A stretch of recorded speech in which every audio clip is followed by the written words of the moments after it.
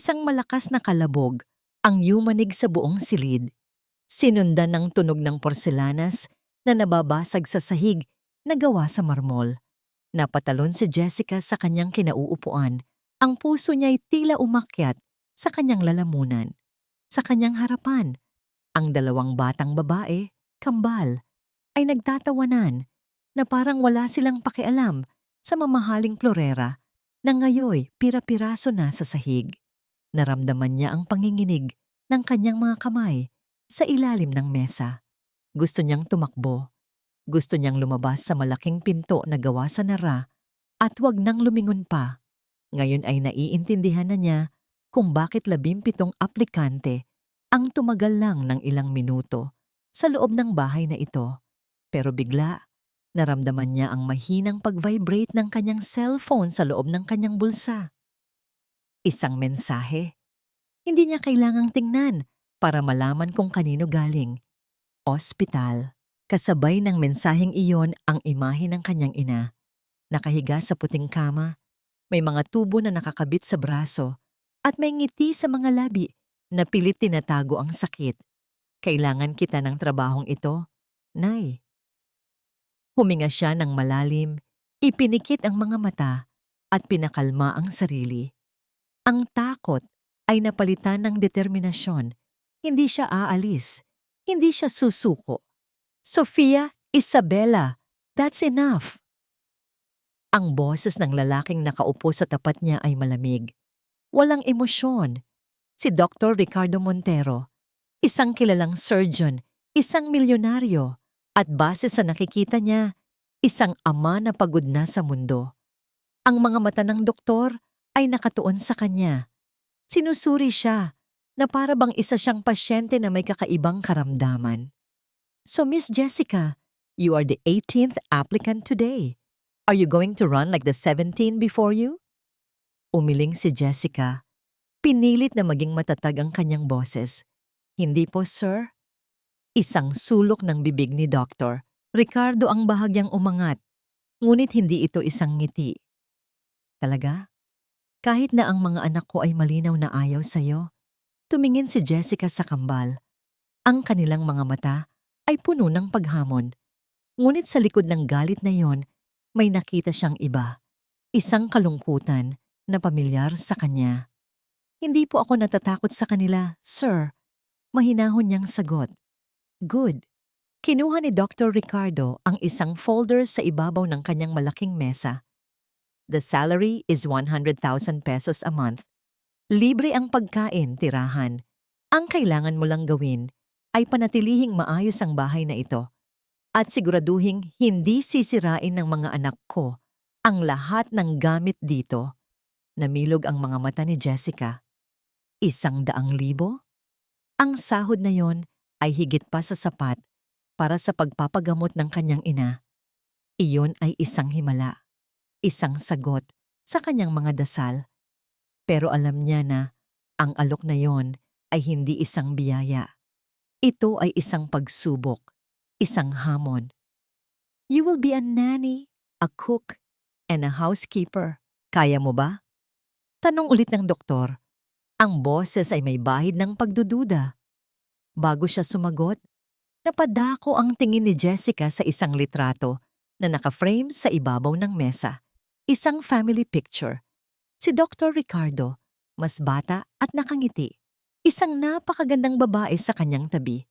At ang kambal, mga anghel na nakangiti ng buong tamis.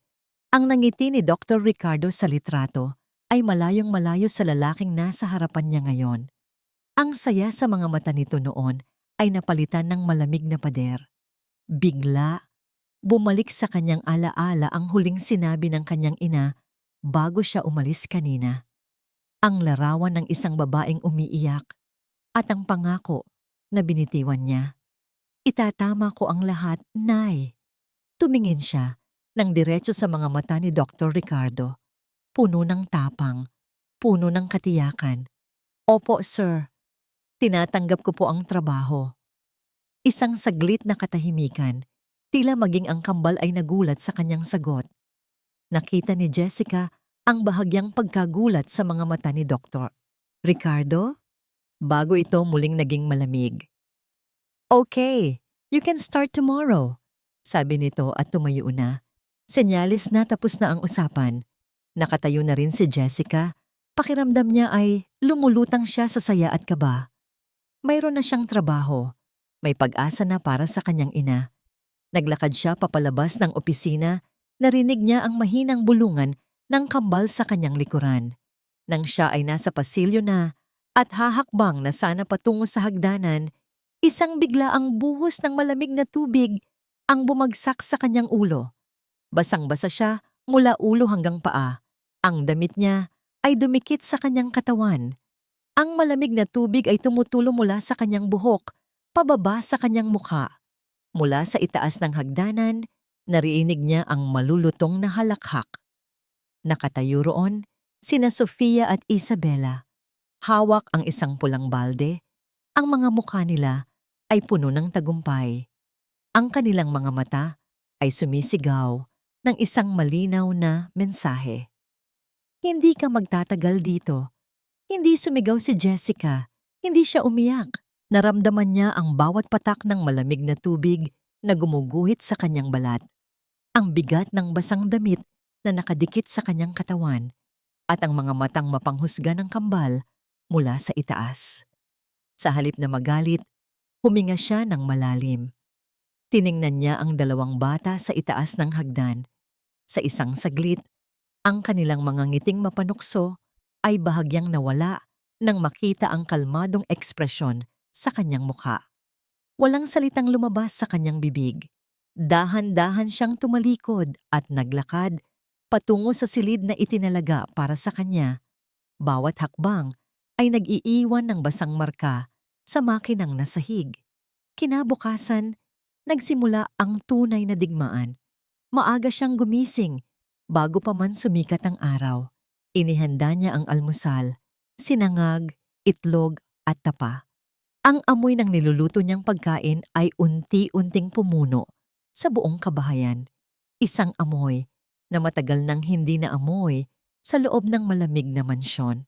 Ngunit pagbalik niya mula sa paglalagay ng mga plato sa mesa, natagpuan niya ang kanyang nilutong sinangag na may halo ng ketchup at tuyo na parang isang modern art na gawa ng isang batang magulo. Huminga lang siya ng malalim. Walang imik, kumuha siya ng bagong kawali at nagsimulang magluto ulit.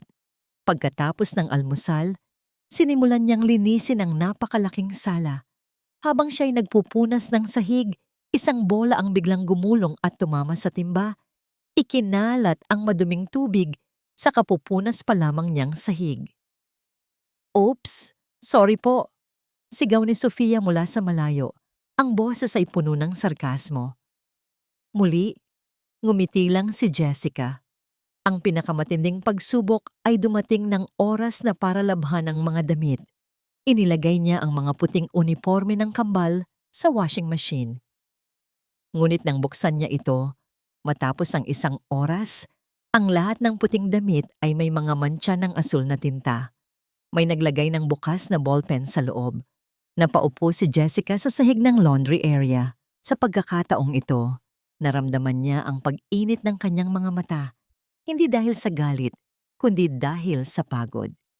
Napatingin siya sa isang luma niyang duster na nakasampay. Ang paborito niya, regalo ng kanyang ina. Nakita niya ang isang mahabang punit sa laylayan nito. Sinadya. Ito na ang halos nagpasuko sa kanya. Ang damit na yon ay may sentimental na halaga. Hinaplos niya ang punit at isang butil ng luha ang pumatak mula sa kanyang mata. Para kay nanay, Jessica. Para kay nanay. Paulit-ulit niyang sinabi iyon sa kanyang isip. Pinunasan niya ang kanyang luha, tumayo, at kinuha ang isang maliit na sewing kit mula sa kanyang bag. Umupo siya sa isang sulok ng kusina, sa ilalim ng sinag ng araw na tumatagos sa bintana. Sinimulan niyang tahiin ang punit sa kanyang duster.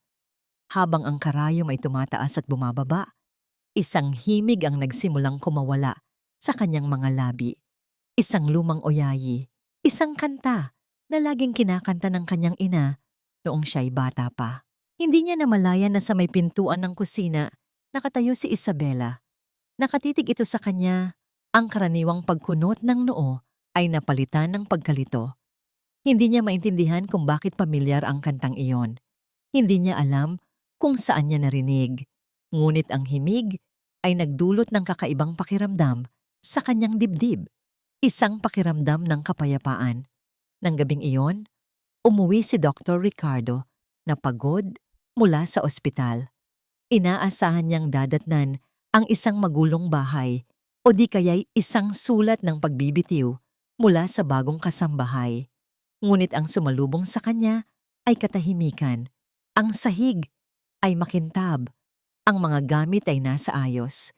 May mainit na pagkain na nakahain sa mesa.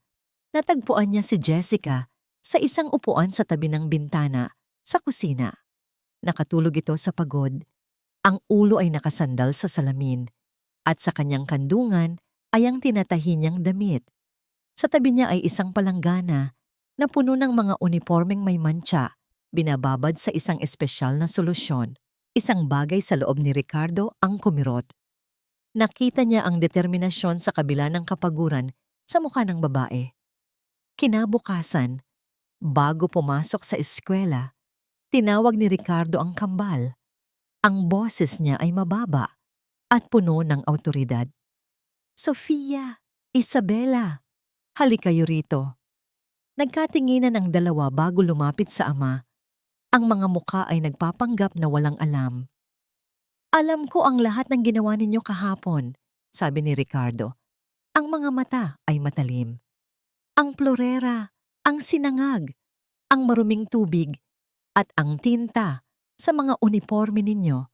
This has to stop. The next time you pull a stunt like that, I will confiscate all your gadgets for a month. Naiintindihan ba?" Napatungo ang kambal. Ito ang unang pagkakataon sa loob ng mahabang panahon na kinausap sila ng kanilang ama. Nang ganoon, hindi galit na pasigaw, kundi seryoso at may bigat. "Pero Dad, siya," protesta ni Sofia. "Wala akong nakikitang masama sa kanya," putol ni Ricardo. "Ang tanging nakikita ko ay isang babaeng ginagawa ang lahat para ayusin ang gulong ginagawa ninyo." Nang akmang tatalikuran na sila ni Ricardo, isang mahinang boses ang narinig mula sa likuran. "Sir, sandali po." Lumingon silang lahat. Nakatayo roon si Jessica. Ang mukha ay may bahid ng pag-aalala.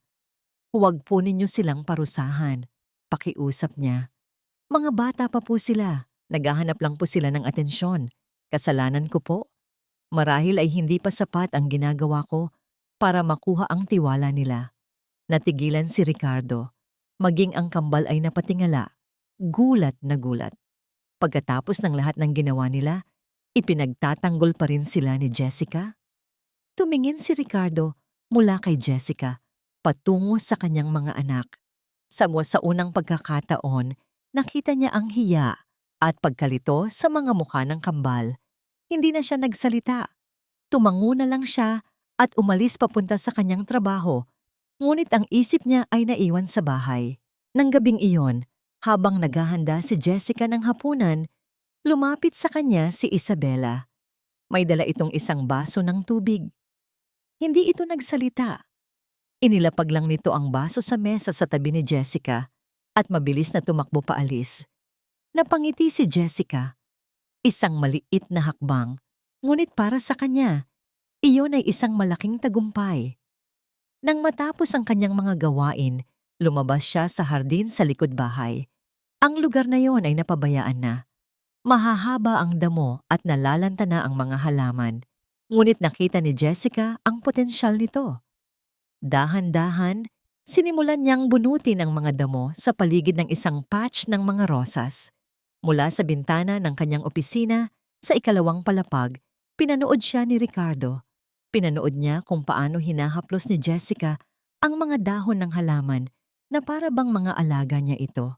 Pinanood niya ang babaeng ito, ang ika-18 aplikante, na dahan-dahang binubuhay muli hindi lang ang hardin, kundi pati na rin ang malamig at halos patay ng tahanan. Bumaba siya papunta sa kusina.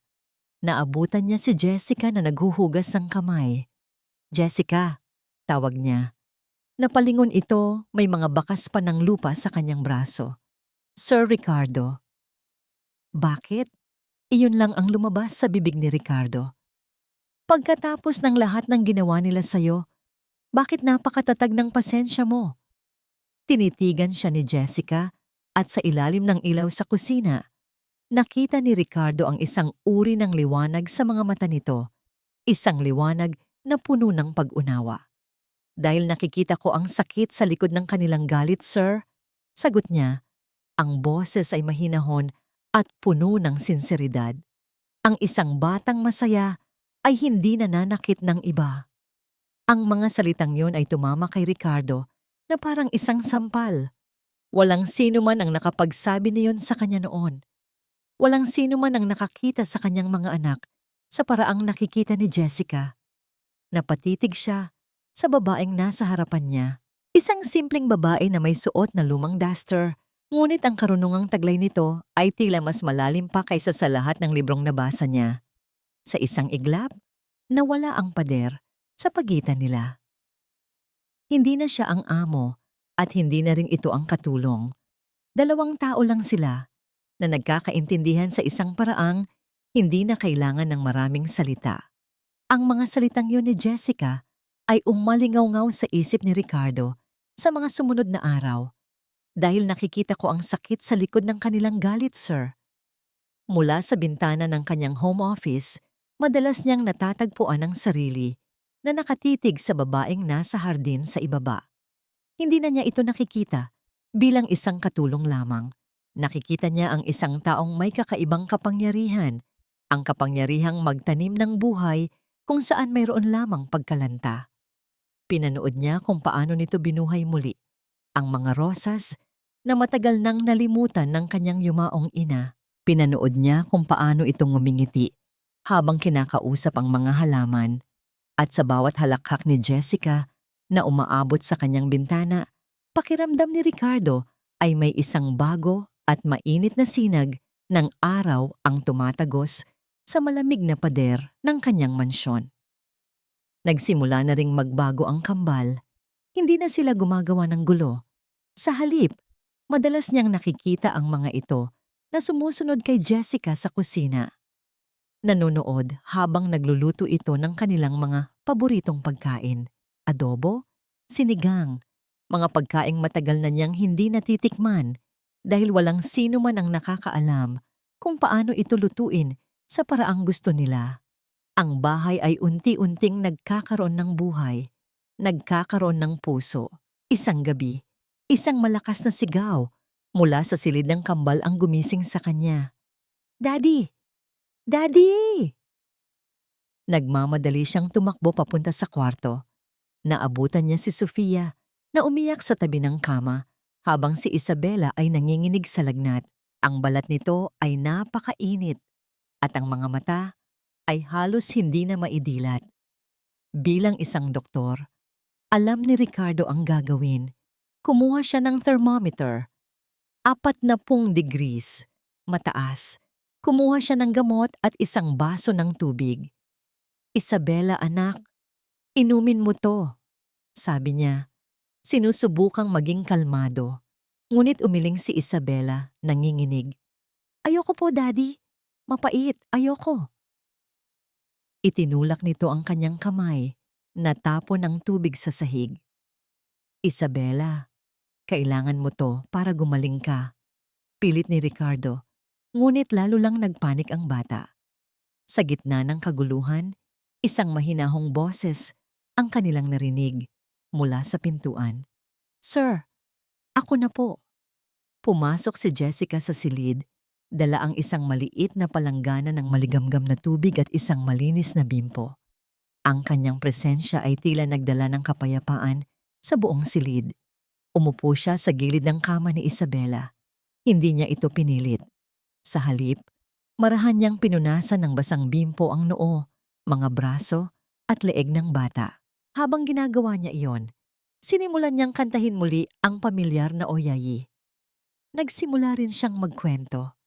Isang kwento tungkol sa isang munting bituin na naligaw ngunit natagpuan ang daan pauwi dahil sa tulong ng isang mabait na buwan. Unti-unti, ang pag-iyak ni Isabela ay humina. Ang panginginig ng kanyang katawan ay nabawasan. Ipinikit niya ang kanyang mga mata at nakinig sa boses ni Jessica na puno ng lambing. Nakatayo lang si Ricardo sa isang sulok kasama si Sofia. Pinanood niya ang eksena na para bang nanonood siya ng isang himala. Sa sandaling iyon, hindi siya ang magaling na Dr. Montero. Isa lang siyang ama na walang magawa na pinapanood ang isang estranghero na bigyan ng kanyang anak ng kalinga na hindi niya kayang ibigay. Hindi umalis si Jessica sa tabi ni Isabela buong gabi. Kinabukasan, nagising si Ricardo sa katahimikan. Dahan-dahan siyang sumilip sa silid ng mga anak. Ang kanyang puso ay tila huminto sa pagtibok sa kanyang nakita. Si Isabela ay mahimbing na natutulog, ang lagnat ay bumaba na. Ngunit hindi siya nakahiga sa kanyang kama. Nakahiga siya sa kandungan ni Jessica na nakasandal sa headboard ng kama, nakatulog din sa pagod.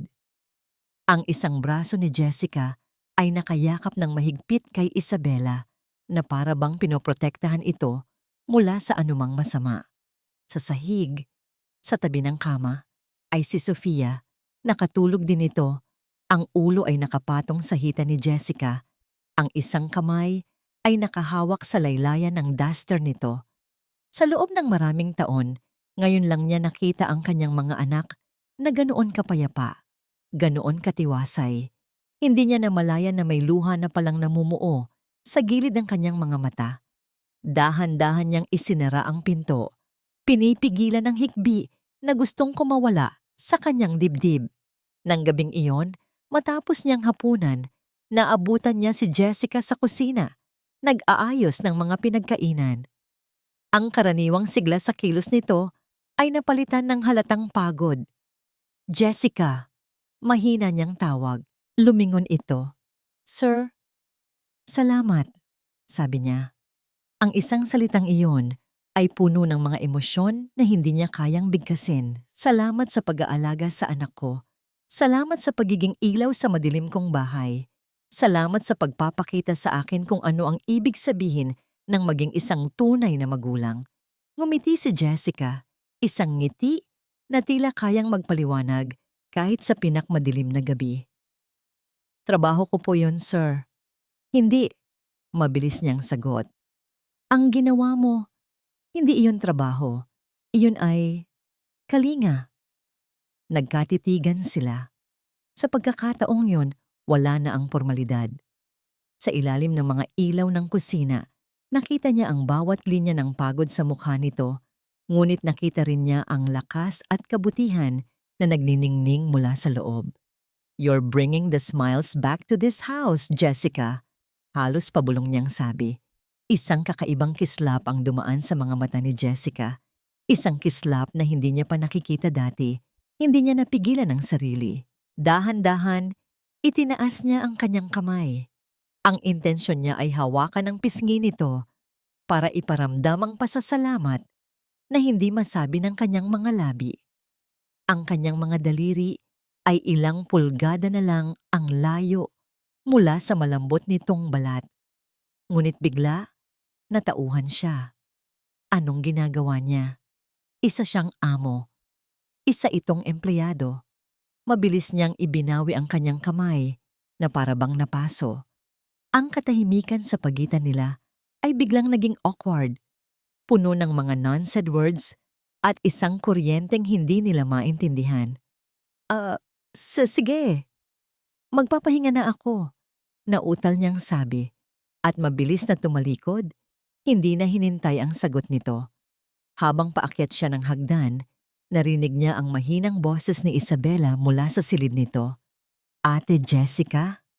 Ate, hindi na yaya o kasambahay, kundi ate. Napahinto si Ricardo sa gitna ng hagdanan, napasandal sa pader at napapikit. Isang nangiti ang sumilay sa kanyang mga labi. Isang tunay, taos-pusong nangiti. Hindi niya alam kung ano ang babaeng ito. Kung isa ba siyang anghel o isang himala. Ang tanging alam niya, sa loob ng 3 linggo, Nagawa ni Jessica ang hindi niya nagawa sa loob ng 5 taon. Ang pagbabalik ng unang sinag ng tiwala sa isang tahanang matagal nang nababalot ng dilim. Kung ang mga sumunod na linggo ay tila isang panaginip para kay Jessica. Ang mansyon na dati malamig at walang buhay ay napuno ng tunog ng tawanan. Si Dr. Ricardo, sa wakas, ay natutong nangumiti ulit. Mga ngiting hindi pilit, mga ngiting umaabot sa kanyang mga mata. Madalas niya itong nahuhuling nakatitig sa kanya habang naghahanda siya sa kusina o nag-aalaga ng mga halaman sa hardin. At isang kakaibang init ang gumagapang sa puso ni Jessica sa tuwing nahuhuli niya ito. Maging sina Sofia at Isabela ay tuluyan ng nagbago. Tinutulungan na siya ng mga ito sa mga gawaing bahay at ang dating mga sigaw at pagmamaktol ay napalitan ng mga kwentuhan at biruan. Tinuring na siyang parang isang tunay na nakatatandang kapatid. Ang tahanang walang ningning ay unti-unti nang nagkakaroon ng liwanag. At si Jessica, ang araw na nagbibigay ng liwanag na yon. Isang gabi, habang sila'y masayang naghahapunan, ang eksena ay perpekto. Nagtatawanan ng kambal sa isang kwento ni Ricardo tungkol sa isang makulit na pasyente. Si Jessica naman ay abala sa pagsandok ng kanin para sa kanila. Ang puso niya ay puno ng kagalakan. Sa wakas, naramdaman niya na bahagi na siya ng isang pamilya. Ngunit sa isang iglap, ang lahat ng iyon ay nagambala. Isang matinis na tunog ng doorbell ang bumasag sa kanilang masayang sandali. Nagkatinginan sila. Hindi sila nag-e-expect ng bisita. Tumayo si Jessica para buksan ang pinto. Pagbukas niya ng malaking pinto na gawa sa nara, isang babae ang nakatayo roon. Napakaganda niya. Parang isang bituin sa pelikula na bumaba mula sa langit.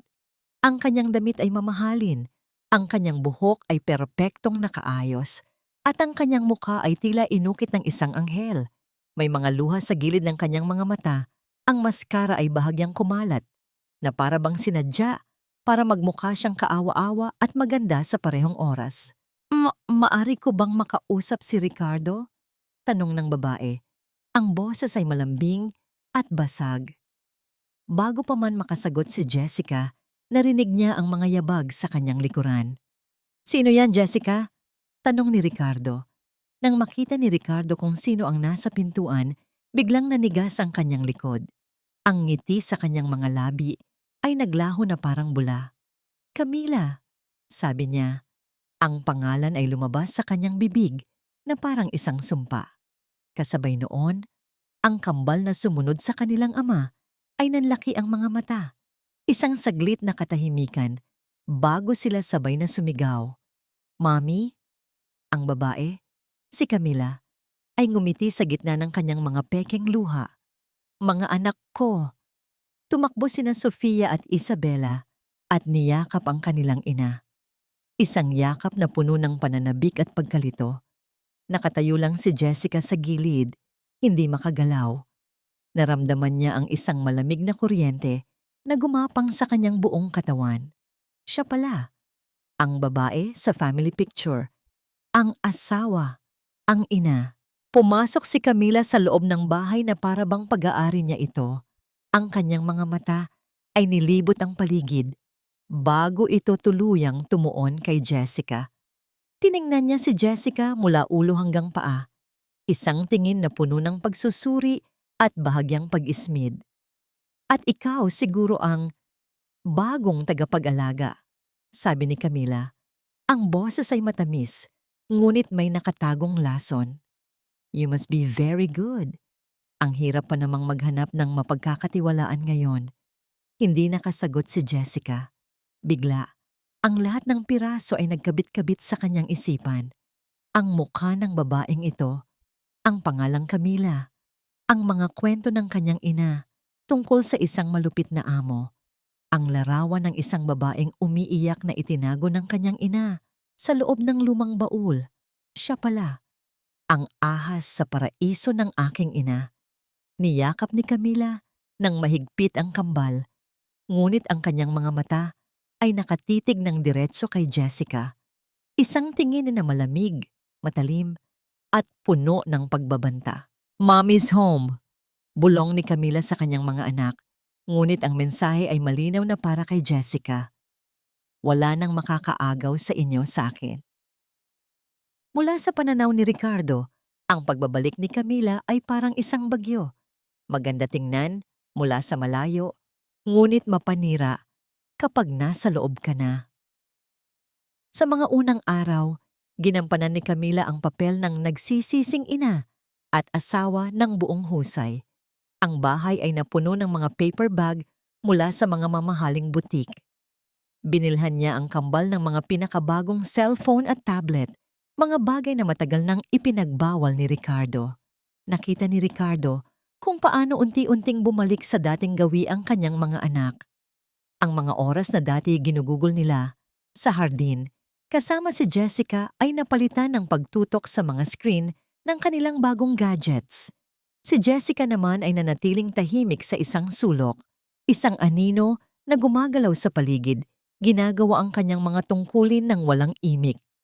Nakikita ni Ricardo ang lungkot sa mga mata nito sa tuwing hindi siya pinapansin ng kambal, ngunit wala itong sinasabi. At iyon ang mas lalong nagpagulo sa isip ni Ricardo. Ang katahimikan ni Jessica ay isang testamento ng kanyang kabutihan, ngunit ang karisma ni Camila ay isang ipo-ipong mahirap iwasan. "Ricardo, mahal, naalala mo ba noong nagpunta tayo sa Paris?" Sabi ni Camila isang gabi habang sila'y naghahapunan. Si Jessica ay naglalagay ng ulam sa mesa. "Matagal na yon, Camila." Walang ganang sagot ni Ricardo. "Oo nga, pero ang saya natin noon. 'Di ba? Bago nagkaroon ng mga problema." Sabi niya, sabay sulyap kay Jessica. "Alam mo, ang hirap talaga kapag may mga ibang tao kang pinapapasok sa pamamahay mo. Naalala ko, mayroon tayong isang kasambahay noon. Mukha namang mabait. Mabait. Pero may tinatagong galit pala sa atin. Mahirap talaga magtiwala. Ang mga salita ay parang mga palaso na halatang para kay Jessica, ngunit ito'y nanatiling profesional. Ang mukha ay walang anumang ekspresyon. Ngunit ang lason ay tumama sa target nito. Sa isip ni Ricardo, nagsimula siyang magduda. Isang hapon, habang nag-aayos siya ng mga papeles sa kanyang opisina, pumasok si Camila. May dala itong isang maliit at maalikabok na kahon. "Ricardo, mahal, tingnan mo ang nakita ko sa lumang bodega habang nagliligpit ako." Sabi niya. Ang boses ay puno ng excitement. "Mga lumang litrato." Umupo ito sa tabi niya at binuksan ang kahon. Ang amoy ng lumang papel ay pumuno sa hangin. Inilabas niya ang mga kupas na litrato, mga larawan nila noong bagong kasal pa sila, mga larawan ng kambal noong mga sanggol pa. Naramdaman ni Ricardo ang isang pamilyar na kirot, ang mga alaala ng isang masayang pamilya na siya mismo ang sumira. "Ang saya natin dito, di ba?" Bulong ni Camila. Idinikit ang sarili sa braso ni Ricardo. At sa gitna ng mga litrato, isang maliit na larawan ang kinuha ni Camila. Isang babaeng nakangiti, nakasuot ng uniforme ng katulong. "Teka," sabi ni Camila, kunwari nagulat. "Ricardo?" Pamilyar ang mukhang ito. Ipinakita niya ang litrato kay Ricardo. Ang mundo ni Ricardo ay tila huminto sa pag-ikot. Ang babae sa litrato ay mas bata, ngunit ang mga mata, ang ngiti. Walang duda. Iyon ang ina ni Jessica, si Elena. Ang kasambahay na bigla na lang umalis maraming taon na, ang nakalipas dahil sa isang akusasyon. Isang akusasyon na si Camila mismo ang gumawa. "Ricardo, mahal," sabi ni Camila. Ang boses ay puno ng pagtataka na perpektong inarte. Hindi ba't ito ang kasambahay na umalis noon? Kamukha niya si Jessica, hindi ba? Napatingin si Ricardo sa litrato pagkatapos ay sa labas ng bintana. Sa hardin, nakita niya si Jessica na nagdidilig ng mga rosas Kumakanta ng pamilyar na Oyayi. Ang kantang dati nagbibigay sa kanya ng kapayapaan ay bigla na lang naging isang tunog na nakakakilabot. Lahat ay biglang nagkaroon ng ibang kahulugan. Ang sobrang pasensya ni Jessica, ang bilis niyang makuha ang loob ng mga bata, ang pag-alam niya sa mga paborito nilang pagkain, ang pag-aalaga niya sa hardin ng ina ni Ricardo. Hindi iyon kabaitan. Iyon ay isang plano. Tumingin siya kay Camila, pagkatapos ay muli sa litratong hawak niya. Isang malamig na pagdududa ang gumapang sa kanyang puso, na parang isang ahas na pumupulupot at unti-unting sinasakal ang lahat ng tiwalang naramdaman niya para kay Jessica. Hindi ito maaaring maging isang pagkakataon lamang. Naramdaman ni Jessica ang pagbabago sa hangin. Ang dating masayang tawanan sa hapagkainan ay napalitan ng tunog ng mga kubyertos na tumatama sa plato. Si Dr. Ricardo ay laging malalim ang iniisip, at ang mga mata nito na dati may kislap kapag tumitingin sa kanya ay ngayoy puno na ng pader ng pagdududa. Ang kambal ay nalilito, nahahati sa pagitan ng pagmamahal na naramdaman nila para kay Jessica at sa mga mamahaling regalo at matatamis na salita ng ina na matagal nilang inasam.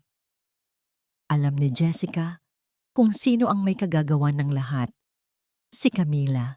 Ang mga ngiti ni Camila sa kanya ay kasing tamis ng pulot, ngunit ang mga mata nito ay kasing lamig ng yelo. Palagi itong naghahanap ng pagkakataon para ipahiya siya sa harap ng pamilya sa paraang tila hindi sinasadya. Isang umaga, habang naglilinis si Jessica ng kwarto ni Ricardo, napansin niyang bukas ang maliit na drawer kung saan nakatago ang mga alahas nito. Hindi niya ito pinansin. Marahil ay may hinahanap lang ang doktor, ngunit kinahapunan, ang katahimikan ng mansyon ay binasag ng isang malakas at puno ng pag-aalalang sigaw. Ricardo! Ricardo! Nawawala! Bumaba si Camila mula sa ikalawang palapag. Ang mukha ay balot ng pagkataranta. Tumatakbo ito pababa ng hagdanan. Ang mga kamay ay nanginginig. Ang kwintas! Ang kwintas ng mami mo! Yung diamante! Nawawala sa lalagyan. Napatingin si Ricardo, nakadarating lang mula sa ospital. Ang pagod sa kanyang muka ay napalitan ng pag-aalala. Ano? Sigurado ka ba? Baka naman nailipat mo lang. Hindi! Dito ko lang yun iniwan sa ibabaw ng drawer mo kaninang umaga. Umiiyak na, sabi ni Camila. Alam mong hindi ko yun iwawala. Iyon na lang ang natitirang alaala natin sa kanya.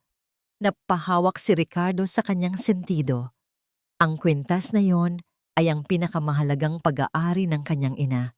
Naglakad si Camila palapit kay Ricardo. Ang mga luha ay tuloy-tuloy sa pag-agos. Bumulong ito, sapat lang para marinig nilang dalawa, ngunit sapat na rin para marinig ni Jessica na nakatayo malapit sa kusina. Ricardo, kaninang umaga, nakita ko si Jessica na lumabas mula sa kwarto mo.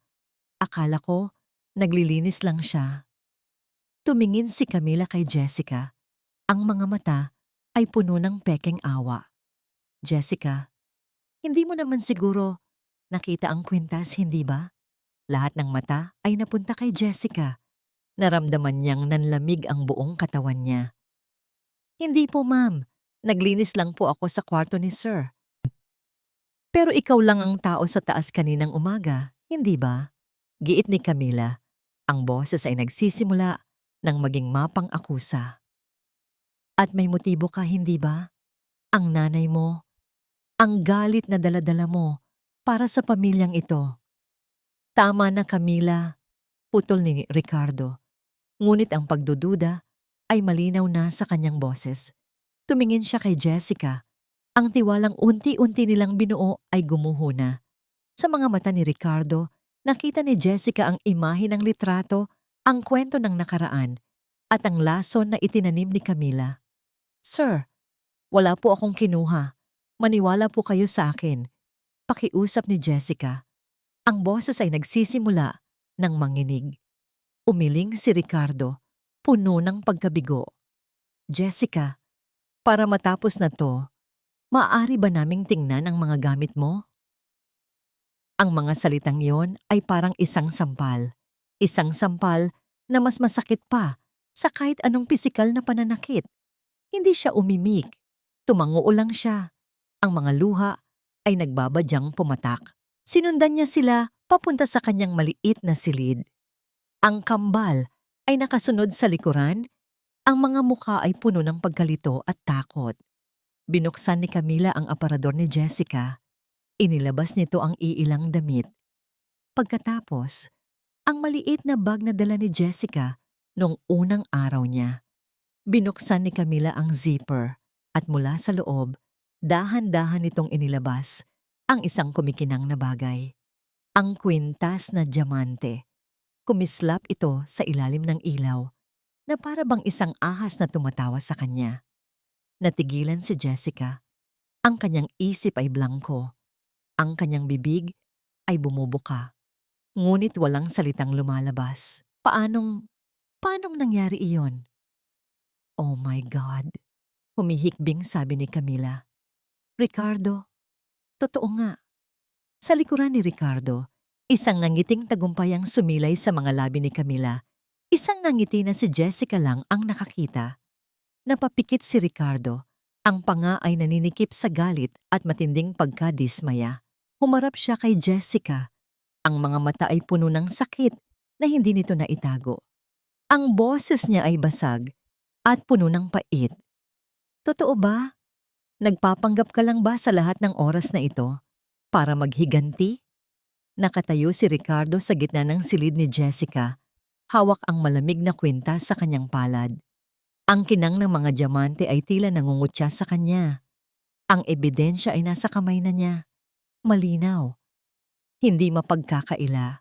Ngunit bakit parang hindi tama? Tumingin siya kay Jessica. Hinintay niya itong magmakaawa, umiyak, o magpaliwanag. Ngunit wala. Ang nakita lang niya ay isang pares ng mga mata na puno ng luhang hindi pumapatak at isang klase ng sakit na mas malalim pa sa pagkabigo.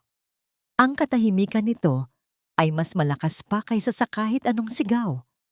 At sa katahimikang iyon, narinig ni Ricardo ang sarili niyang pusong nagdududa. Ngunit ang mukha ni Camila sa kanyang likuran, puno ng tagumpay at pag-aalala at ang alaala ng kanyang ina. Lahat ay nagtulak sa kanya na gawin ang dapat gawin. Jessica, nagsimula siya. Ang boses niya ay basag at halos hindi niya makilala. Hindi ko akalain na magagawa mo to. Pagkatapos ng lahat, hindi niya matapos ang sasabihin. Ang mga salita ay tila mga bubog sa kanyang lalamunan. Isang butil ng luha ang pumatak mula sa mata ni Jessica. Iyon lang. Sana balang araw makita ninyo ang katotohanan. Sir, mahina niyang sabi. Ang kanyang boses ay hindi galit. Puno ito ng isang nakalulunod na kalungkutan. Pagkatapos ay yumuko ito at kinuha ang kanyang maliit na bag. Dahan-dahan, inilagay niya sa loob ang iilang damit na pag-aari niya. Ang bawat kilos niya ay mabagal, puno ng bigat, na para bang ang bawat damit na tinutupi niya ay isang piraso ng pusong dinudurog. Mula sa may pintuan, nakita ni Ricardo sina Sofia at Isabela. Nakatayo sila roon, magkahawak kamay. Ang mga mukha ay basang-basa ng luha. Gusto nilang magsalita, ngunit ang takot sa kanilang ina, na nakatayo sa likod ni Ricardo na parang isang reyna, ay pumipigil sa kanila. Walang ibang salitang sinabi si Jessica.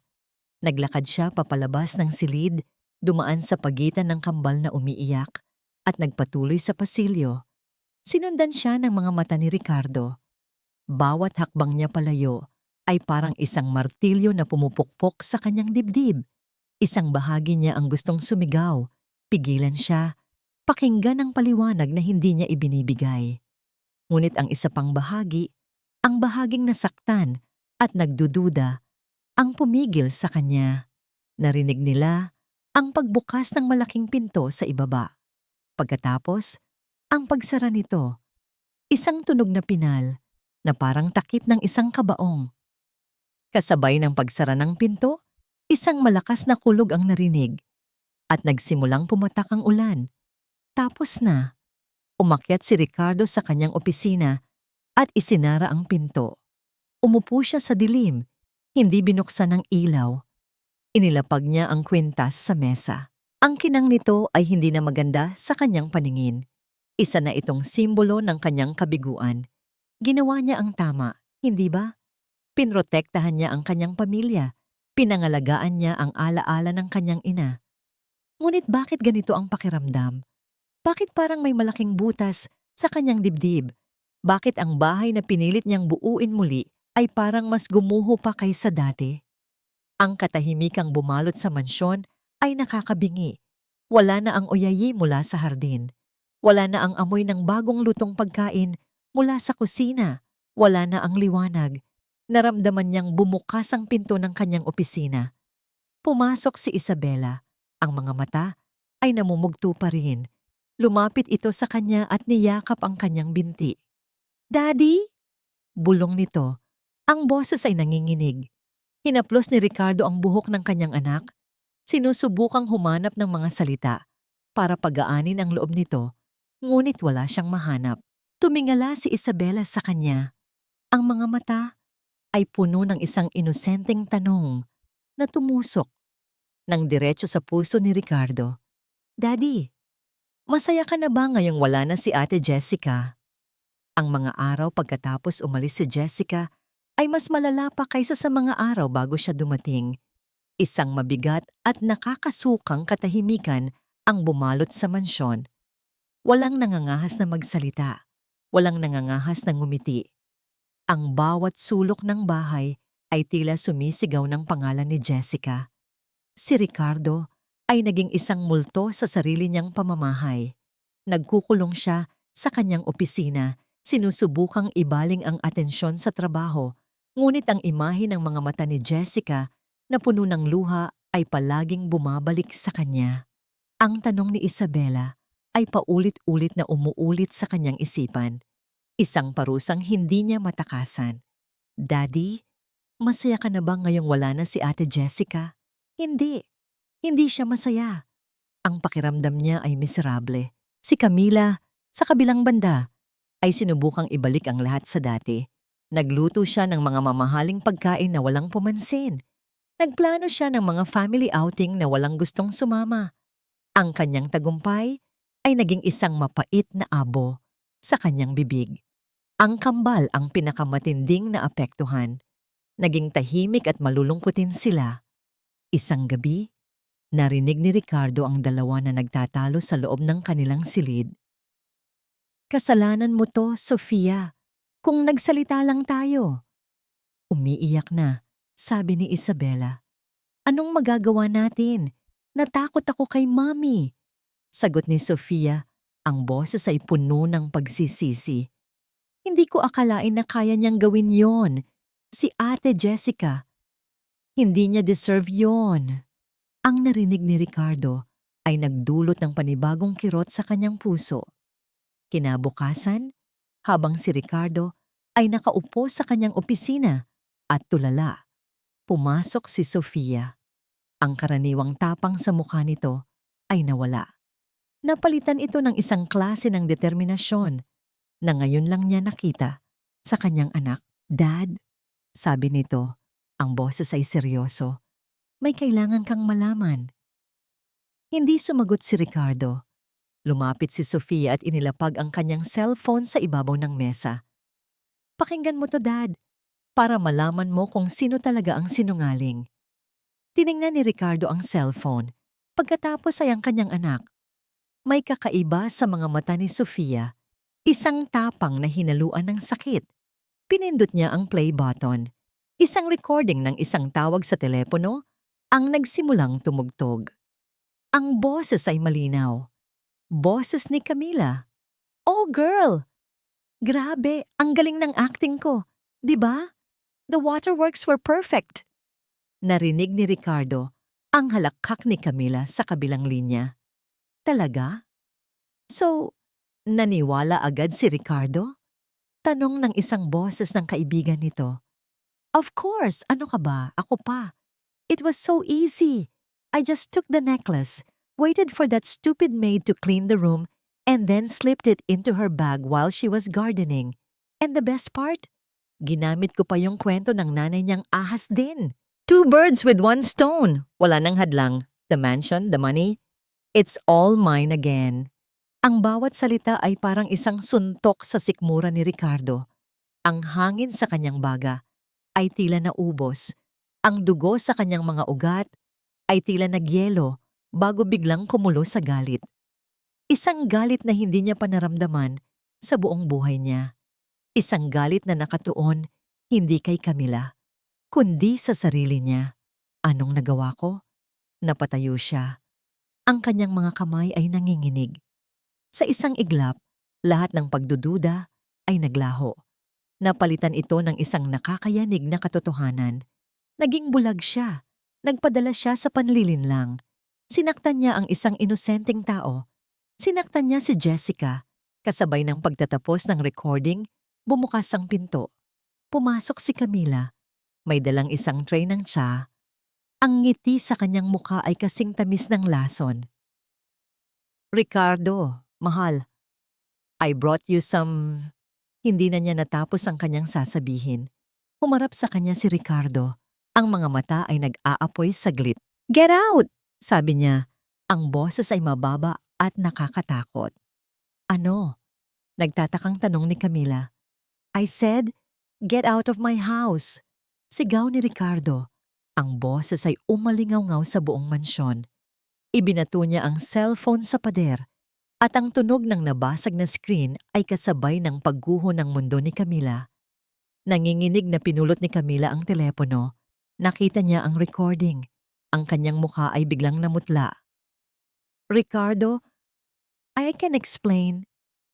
Walang dapat ipaliwanag. Sigaw ni Ricardo. I heard everything. How could you? How could you be so cruel? Nawala ang lahat ng pagkukunwari ni Camila. Ang maamong mukha ay napalitan ng isang mapait at galit na ekspresyon. Cruel? Ako pa ang naging masama? Ginawa ko lang ang nararapat. I was taking back what is mine. Ang pamilyang ito, ang yaman na ito. Akin to, hindi para sa isang hamak na katulong. Wala ka nang babalikan dito, malamig na sabi ni Ricardo. Mula ngayon, wala ka nang matatanggap na kahit isang kusing mula sa akin. At ang mga anak ko, hinding-hindi mo na sila makikita. Umalis ka na bago pa kita makalimutan. Sa huling pagkakataon, nakita nila ang tunay na kulay ni Camila. Isang babaeng puno ng kasakiman at galit. Nagbitiw ito ng mga sumpa at pagbabanta bago tuluyang lumabas ng pinto. Isinara ito ng malakas. Nang mawala na si Camila, ang lakas ni Ricardo ay tila nawala rin. Napaupo siya sa kanyang silya, sinapo ang kanyang mukha, at sa unang pagkakataon mula noong siya'y bata pa, humagulgol siya na parang isang batang nawawala. Ang sakit ng katotohanan, ang bigat ng pagsisisi, kailangan niyang mahanap si Jessica, kailangan niyang itama ang kanyang pagkakamali. Tumayo siya. Pinunasan ang kanyang mga luha. Tumakbo siya palabas ng kanyang opisina, palabas ng bahay, sumakay siya sa kanyang kotse at pinaandar ito nang walang patutunguhan. Ang isip ay wala sa daan. Isa lang ang pangalang paulit-ulit na isinisigaw ng kanyang puso at isipan. Jessica, anong nagawa ko? Ilang oras na nagmaneho si Ricardo nang walang direksyon, ang ulan sa labas ay kasabay ng bagyo sa kanyang kalooban. Sa huli, isang alaala ang pumasok sa kanyang isip, ang address na nakasulat sa resume ni Jessica. Itinuro siya ng GPS sa isang maliit, tahimik na barangay sa labas ng syudad. Ang mga mansyon at matataas na pader ay napalitan ng mga simpleng bahay na magkakadikit. Huminto siya sa tapat ng isang maliit na paupahang bahay. Ang pintura ay kupas na, ngunit may mga halaman sa paso na maayos na nakahanay sa harapan. Bumaba siya ng kotse, hindi alintana ang ambon. Kumatok siya sa pinto, ang puso niya ay kumakabog. nang mas malakas pa kaysa sa kulog. Ang bumukas ng pinto ay isang babaeng may edad na, may mahinahong mukha at mga matang katulad ng kay Jessica. Si Aling Elena. Nakilala siya agad ng babae. Ngunit walang galit sa mga mata nito, tanging pagtataka at isang bakas ng kalungkutan. Dr. Montero, mahinang sabi nito. Ako po si Ricardo, nauutal na sabi ng doktor. Nandito po ako para kay Jessica at para sa inyo. Tumingin siya ng diretso sa mga mata ng matanda. Patawarin niyo po ako sa lahat ng kasalanan ko sa inyo noon at sa lahat ng sakit na naidulot ko sa anak ninyo ngayon. Patawad po. Isang ngiti, isang malungkot, ngunit mapagpatawad ng ngiti ang sumilay sa labi ni Aling Elena. Matagal na kitang pinatawad, Ricardo, at alam kong balang araw, lalabas din ang katotohanan. Sa sandaling iyon, isang boses ang narinig mula sa loob. Nay, sino po iyan? Lumabas si Jessica mula sa isang silid. Natigilan siya nang makita kung sino ang bisita. Ang daladala niyang isang basong tubig ay halos mabitawan niya. Sir. Jessica, sabi ni Ricardo. Ang boses ay puno ng pagsusumamo. Patawarin mo ako. Naging bulag ako. Naging tanga ako. Hinayaan kong lasunin ng kasinungalingan ng isip ko. Pakiusap, bumalik ka na sa amin. Hindi bilang katulong, kundi bilang liwanag ng aming tahanan. Liwanag ng buhay ko. Ang mga luha na matagal nang pinigilan ni Jessica ay tuluyan ng bumuhos. Umiyak siya, hindi dahil sa sakit, kundi dahil sa wakas. Ang bigat na pasan-pasan niya ay nawala na. Niyakap siya ng kanyang ina. Humarap si Aling Elena kay Ricardo. Ang anak ko ay may pusong mapagpatawad, ngunit ang desisyon ay nasa kanya. Nag-usap sila. Inilahad ni Ricardo ang lahat, ang recording, ang pag-alis ni Camila, ang kalungkutan ng mga bata. Inamin niya ang kanyang pagkakamali, ang kanyang pagsisisi, at ang nararamdaman niyang hindi niya na kayang itago pa. Hindi ko lang kailangan ng tulong mo, Jessica. Pag-amin ni Ricardo, hinawakan ng kamay nito. Kailangan kita. Kinabukasan, isang pamilyar na kotse ang huminto sa tapat ng mansyon. Sina Sofia at Isabela na nag-aabang sa bintana mula pa kanina ay kumaripas ng takbo palabas ng pinto. Ate Jessica! Sabay nilang niyakap ng mahigpit si Jessica, ang mga mukha ay basang-basa ng luha ng saya. Sorry po ate, sorry po sa lahat. Sabi ni Sofia, huwag muna kaming iiwan ulit please. Sabi naman ni Isabela. Niyakap sila ni Jessica pabalik, ang puso niya ay umaapaw sa pagmamahal. Hindi na, pangako. Sa likuran nila, nakatayo si Ricardo. Pinapanood ang eksena. Sa tabi niya ay si Aling Elena na inanyayahan niyang manirahan na rin sa mansyon upang maalagaan ito ng husto. Ang tahanang walang ningning ay muling nagkaroon ng liwanag. Mas maliwanag pa kaysa dati. Ang mga sumunod na buwan ay napuno ng paghilom at pagmamahalan. Ang hardin ay namulaklak ng buong ganda. Ang kusina ay palaging may amoy ng masarap na pagkain. Ang buong bahay ay puno ng tawanan at kantahan. Isang gabi, habang ang apat ay masayang naghahapunan sa hardin, sa ilalim ng mga bituin, lihim na inabot ni Ricardo ang kamay ni Jessica sa ilalim ng mesa. Pinisil niya ito ng marahan. Tumingin si Jessica sa kanya at sa mga mata nito, nakita ni Ricardo ang kanyang tahanan. Ngumiti si Jessica, isang nangiting nagsasabing lahat ay nasa tamang lugar na. Sa ibabaw ng mesa, nakapatong ang isang dyaryo na naiwan. Sa isang maliit na bahagi nito, may isang litrato ni Camila. Payat, mukhang pagod, at may headline na bagsak na dating modelo, sumpaang magbabalik. Ngunit walang sino man sa apat ang nakapansin nito. Masyado silang abala sa pagiging masaya, sa pagiging isang tunay at buong pamilya. Ang anino ng nakaraan ay wala ng kapangyarihan sa isang tahanang napuno na ng liwanag.